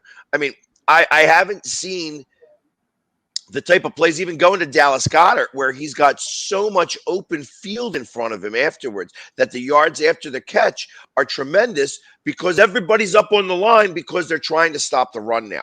Yeah. And that is a great sign moving forward. I remember around week 1, you were playing that that the Eagles were going to go 9-8. And now it looks like I might be right. In fact, even more, I said that they could even possibly go to 11-6. And we still, well, no, they'd have to win out, and I don't know that that's possible. I think Washington's coming on strong. It's got to start this Sunday because I think that the Giants have had this circled all season long. They've wanted to get back to this. I've always felt that our season doesn't begin until we play the Giants. That the Giants, for some reason or another, is the catalyst of this team. And that's how we are able to propel forward. That even as much as we hate Dallas as a fan base, that the Giants, I hate the Giants just as much as I hate Dallas. And I know that every year it seems that when we have a game against Dallas, when Dallas figures out a way to lose it again, and it changes the momentum for the rest of the season. And if we can do what we've done the last couple of weeks, this week again, then I feel like that we're going to be on a pretty high run going into possibly the playoffs. I'm going to tell you, Pags, this week I think is going to be the biggest week of the season for the Eagle defense because with Jason Garrett being let go, the Giants are going to be very aggressive on offense. I can't imagine them being conservative and ground and pound for the life of me. They're going to open things up, and then they're going to be some trick plays. They're throwing the kitchen sink at the Eagles because Joe Judge is under a lot of pressure, Freddie Kitchens, to make a big-time impression this week. So I think the Eagles secondary especially is going to really be tested, that they're going to let Daniel Jones loose, and they're going to be super aggressive. Well, I expect that anyways. Just because, again, they've had this circled since last year. That he had that little hissy fit. We're gonna let that game speak for ourselves. This is the sanctity of the game. We didn't make the playoffs because I don't think that means a thing now this week. I think it means a lot this week. Joe Judge has to be vindicated by letting Jason Garrett go because that was his decision for Jason Garrett to go. And he needs vindication to show that he can get the offense moving again. I mean, because if he doesn't, his job's going to be on the line. Well, his job is on the line. They ain't done nothing since he's been there. And it's like you watch some of these other coaches, they don't even get that much of a chance. He's the one that chose Garrett. He's the one that let Garrett out. He's like, hey, we got. He's the one that accepted Jason Garrett. There's a difference. I mean, the Giant front office, Dave Gettleman, the GM, and the ownership like Jason Garrett. And they sold Jason Garrett to Joe Judge, and he said he's fine with it because he wanted the Giant head coaching job. So he was fine with it. Yeah, and after you just put that up there, I understand why Carlos doesn't get any of his comments right when he talks most of the time. Well, let me tell you what I think, Beck. Right? I've been picking the Eagles to win, and Zai's been picking them to win. They've been winning, so I think I'm kind of pretty good with the Eagles. I say the Eagles have one problem this week, and it has something to do with losing Jason Garrett. I think that the Giants are going to come up fired up on offense and defense. And if the Eagles do take the Giants lightly, they could get upset. I don't think they will because it's a huge game for the Eagles. They got to win this to keep pace with the Cowboys. But I think it's going to be a very tight game. And I just don't know if Daniel Jones is ready. I don't think he might not ever be ready. I watched some of his plays, and this is no fault of Jason Garrett, where people were wide open over the middle and he threw in a tight coverage down the sideline. He's not reading defenses right. I mean, I could see they were open, and he didn't even try to attempt it. So I think there's going to be a problem there. But if the Eagles do take the Giants a little lightly, they could get upset. And that's the only thing I would worry about if I was an Eagles fan. That's it. And I think, and I agree with you. I think that the Giants are going to come out very, very strong, and that the first half is going to be a really good half for them. However, I think that, to keep that adrenaline and that momentum going throughout an entire game is hard to do. And I don't think Judge has got this team the way he thinks he's got this team. And I think that the Giants are going to get off to an early lead. The Eagles are going to continue to do what they've been doing. And ultimately, so I've been saying for the last few weeks that the Eagles offense is good from 24 to 30 points, and that the defense has got to keep them under 24 points. I feel that they're going to score about that in the first half, that they're going to get 21 to 24 points. The Giants are in the first half. And then I think they're going to wind up getting shut out in the second half. And it's going to be the biggest difference, because if they score in the second half, that could be really the difference in the game. And I think that's what it's going to take. I think that the Eagles have to withstand the flurry that the Giants are going to do initially. And then once that happens, they have to just stick to the game plan, just stay focused, and they'll wind up winning this game. I have this game at, again, like a 28 to 23 game. You mentioned Dallas Goedert earlier. When the Eagles decided to move on from Zach Ertz as tight end for, a very low draft choice, they basically gave Zach Ertz away, and he's thriving, with Arizona right now. The Eagles didn't look like they were maybe going to make a run. They're making a semi-run right now. If they beat the Giants, then they're in the mix, okay, for playoff position. But if they had a chance to do it all over again, knowing the position they're in now, would they have been better off holding on to Zach Ertz, play of his experience and substance for the stretch run? No. I think that did a couple of things. One, it made Dallas Goedert a 85% play guy. When you have both of them, you got to work both of them in. There's still egos that are involved and things of that nature. The Eagles, I feel like, did Zach Ertz a really big solid. They got offered a 6th-round pick back in, I think it was April and May during the draft and such like that. And, they're like, no, this isn't the right thing. And then they sent them to a possible Super Bowl contender. Like a for real Super Bowl contender, that you could tell what the difference is when they don't have their quarterback in there. But when they do have their quarterback in there, Zach Ertz is a very good weapon. And isn't it something about like it's possible to go to a 5th-round pick on that too? Like, so it's not like an absolute nothing pick. They did get something out of it. They put him in a position, and the Cardinals, that's the other thing that I keep thinking about, is that the Cardinals did not re-sign him. And there's a possibility that he comes back to Philadelphia next year. I can't guarantee that, because I know that we also have Tyrese Jackson. No. He didn't. He was upset at the end of last season because he thought that was his last game played. So, and then, they gave him a real last game here. They says, okay, you're going to be gone after this game, but we're going to use you for this game here. And he played that game. They threw him a touchdown. When he comes back here next year, or whenever he gets to come back here, it's going to be an amazing thing. Just the love and support he's going to get, because he's loved here. People are still really upset that he is gone, but I don't think he's gone forever. I think he comes back here. I also know that we have another tight end who the Eagles absolutely love, that they have not said much about because he was hurt most of the season, Tyrese Jackson. And that guy is a monster. He is just a beast, and he is going to be Ertz too. You know what I mean? I actually compare him to Keith Jackson You know, the tight end from the Eagles back in the 80s. That guy, he never dropped the ball. When Mike Quick got hurt, he says, I'm going to be the guy that you can throw to, and he was.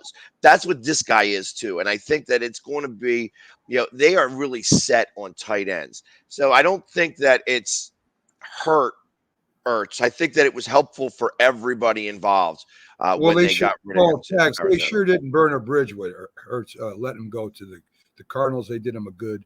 And I think Ertz will appreciate that, whether he comes back or not, that they didn't just leave him out and leave him to a bad team. So, I mean, that was just, to me, that was really cool what they did. One more quick thing about the NFL before we push on to the Flyers and 76ers.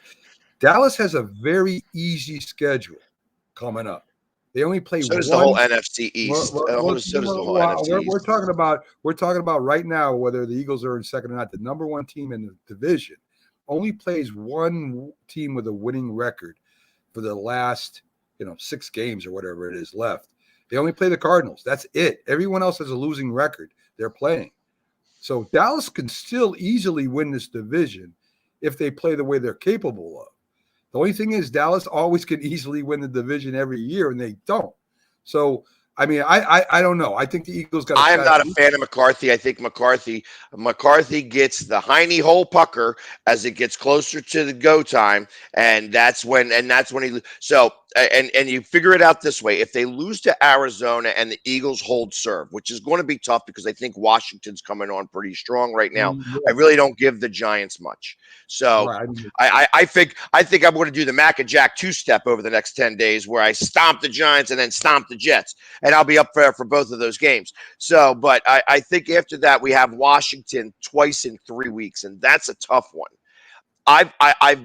It's been in my head, and it's been stuck in my head that this Dallas game, if Dallas has got the division clinched, that they're going to rest their starters on week 17. The Eagles will win that game, and by winning that game, they're going to win another date with Dallas, and it's going to be back-to-back weeks. For some reason. Unless Dallas is still in the running for one of the bye weeks, so that may give them correct to do something. So let's get to but they're not right now, right? That game, that loss yesterday, really kind of put a real big damper on that game. So my expectation is that they are probably going to use week 17 or week 18 to rest. And the other thing is that the Eagles' bye week still hasn't happened yet. And at first, when I thought about week 14 being a bye week, I thought that this was the most ridiculous thing in the world. It can't happen at a better time. Yeah. We're going to be rested up. We're going to be rested up to play Washington twice in 3 weeks. And Washington has already had their bye. So before you get excited about that, teams come out of their byes are 6-6 right now. So that doesn't mean they're going to be ready to play. It might kill their momentum too. It could work either way. So I wouldn't get too excited about it. Let's get. We got to win this week. This week is the most important week to me right now. Like I said, our season starts after we beat the Giants, and after 7 of the last 8 games, we've spanked them. And the last game they won the last game. Yeah. So, and I know that they're going to be coming out firing. I expect that the Eagles are also going to be able to withstand that barrage and then start to do what they need to do, and they're going to come out with a big W. We'll see what happens, Pags. You might be right. You probably are right. Let's get to the other 2 Philly teams real quick. I know you like talking about the Eagles because they're doing something. Well, let's talk about the Flyers. I've lost 4 games in a row. They look good. The last game they lost, I guess, to the Panthers 2-1. They have the Hurricanes, Devils, and the Islanders in the next 3. So chances are you should take 2 out of the next 3 anyways. What's going on? How come they lost 4 in a row, Pat? No scoring. They're not scoring any goals. 2-1 loss, 4-0 loss. You go up against Boston and you only scored 2 goals. I think that game was 5-2. And then it was against the Lightning, which was a good game where we actually came back and got the extra point in overtime. You still couldn't do anything in overtime to get the 2 points, and the Lightning still have our number. When you're playing the Lightning, and even Florida right now is having a fantastic season at the start of the season, and then Boston's always perennial in terms of being able to, be a playoff contender and such like that. Those were 4 really difficult games. You've got to score more than like 5 goals. You know what I mean? You just got to. If you're not going to score those goals, you're not going to win the games, and that's really what it comes down to. The Flyers have won a lot of 2-1 games. I think against Florida was the first 2-1 game they've lost. So it's, you know, he's got to figure out a way to get, to put the puck in the net, and it's not like. Against the Lightning was just all over them. The speed of the Lightning and the size of the Lightning was just too much for the Flyers. And so for some reason, when they go to Tampa Bay, I don't know if it's the restaurant they like to eat or the place they like to stay, but it's like they can't seem to do anything in Florida. They go on these Florida road trips all the time, and they come back 0-2. All the time in Florida. And I guess it's time to change something up. Go stay in Mississippi. Go stay somewhere else. Fly in that day. I don't know. Figure something else out, because obviously whatever you're doing down there isn't working. I agree. So the 76ers, we still got a few minutes. Embiid is out, and it seems like every year he's going to be out for some reason. He does get injured a lot during the regular season. You don't have another star to really take his place. I mean, Massey and Curry have been playing okay, but they can't win games for you. Simmons, as you said in the beginning of the year, was going to be an albatross around the Philadelphia 76ers neck, and it's come to pass. It's true.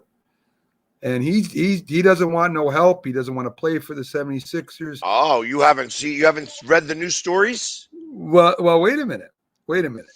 So before you get to the news stories, which I haven't read, so there might be something new in there that I haven't heard yet. Do you just cut bait with him? Do you just say, get out of here, have any team, save your $30 million a year, whatever you got there, sign somebody else at the trade deadline, or pick up a free agent? I don't, 2 free agents, whatever you got to do. Time to get him the heck out of town. What do you do, Pax?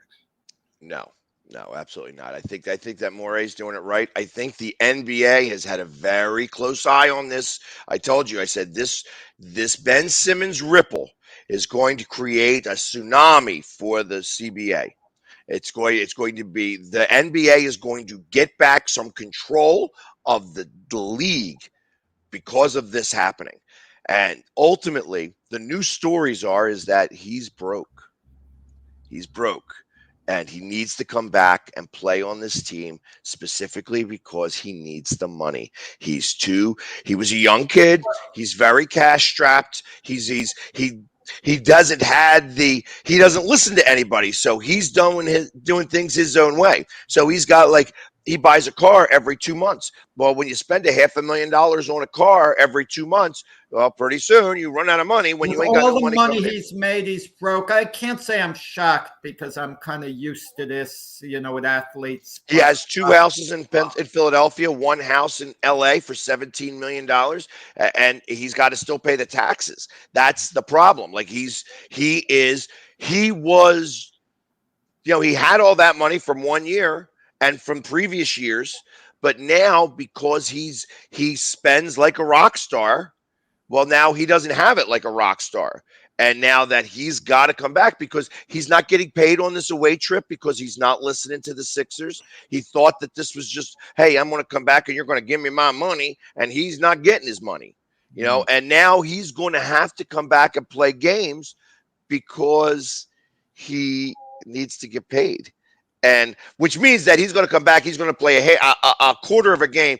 Oh, I stubbed my toe. It's the worst stubbing in the world. And now I'm hurt for the rest of the season. You know what I mean? And that's going to be a really big deal. Like I said, the NBA has not stepped in on this. They have been watching the Sixers intently. And this is going to come up in the CBA. They're going to make the Ben Simmons rule. And I tell you, the CBA is trying to actually get involved now. They are trying to do whatever they can to smooth this over. And they know they're going to lose ground. And they've got so much ground to lose, it's okay. You know what I mean? The NBA is going to grab some of that ground, and the CBA is still going to be fine. The players are still going to run this league. But it's going to start the pendulum swinging the other way, that the NBA starts to take back a little bit of control. And once that little bit of control gets started, it's going to actually start to help the NBA get more and more control, because these players are really ridiculous with some of their demands. And you can't operate that way. You can't let the inmates run the asylum, because after a while, they'll all want to go free. Let me tell you, he stubs his toe. They can insist he sits on the bench during the games, otherwise you're not getting paid. And can you imagine how miserable he's going to be knowing he could play, but he's still sitting on the bench? You'd have to think he has enough pride where he'll be out there in the court, because it would absolutely kill him to sit on the bench in front of everyone and not play. The ridicule he would be taking. I tell you, Jack, I wish that was the case. I wish there was something to be said about the guy's pride, because that means he would have a little bit of heart. And I don't think I think that you're a little older than I am, Jack. And I feel like that the youth of today operate on just a different frequency than we do. And like I would say that I liken myself. I've worked from 14 years of age. I am, when I'm not at work, I'm going nuts. I'm like, well, what am I going to do? Because I just need to, I always have to keep moving. The youth of the day do not feel the exact same way. And that makes things really hard when you have to deal with that type of mentality level, where you don't have the mentality level that you think that they should have, because they never got that instilled in them. And that's why I say, I don't know that his pride hurts. His pride hurts because he has to go back to this team. That's where his pride hurts. And it's so misguided in terms of everything. Like I said, when we were there, I was there for Game 5 when he went to the foul line, and we're cheering him on to try to make the baskets. And hey, I became friends with Joe Collins from Atlanta, because after Bill Simmons made one foul shot, he grabbed the ball, started bouncing. I'm like, what are you doing? What are you touching that ball for? And he blew me a kiss. He goes, yeah, I like touching the balls. So it's, it was just kind of funny how, especially when a player interacts with me, I become a fan of that player. It doesn't matter.